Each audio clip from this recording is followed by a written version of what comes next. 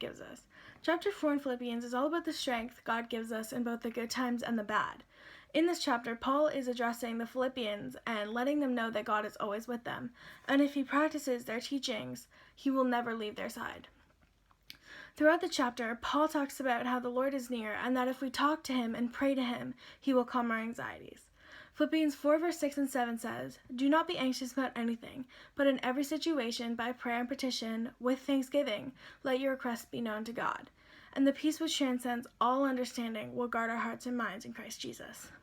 In this verse, Paul is reminding the Philippians to trust God fully, because when you talk to God and let him know what is happening in your life, he will be there to comfort you. Paul uses his own life experience to further emphasize this point. He talks about how he knows what it is like to be in need, but he also knows what it's like to have plenty. And no matter what situation he is in, he has learned to be happy. Verse 4:13 says, "I can do all things through Christ who gives me strength."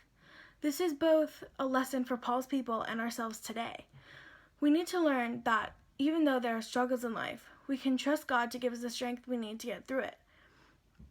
During this time of hardship and uncertainty right now, we need to just put all our trust in God because he knows what lies ahead. God has worked all things out for good, so by praying and trusting him in the hard times, we can have peace knowing everything will work out.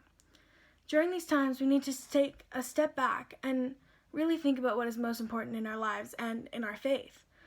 Philippians 4 verse 8 and 9 says, "Whatever is true, whatever is noble, whatever is pure, whatever is lovely, whatever is admirable, if anything is excellent or praiseworthy, think about such things.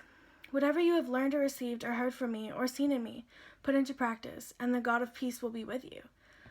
In a time of self-isolation, it may be harder to actually do these things and see how we can put these things into practice. But even though we may not have access to our usual resources, God has still provided us with amazing tools.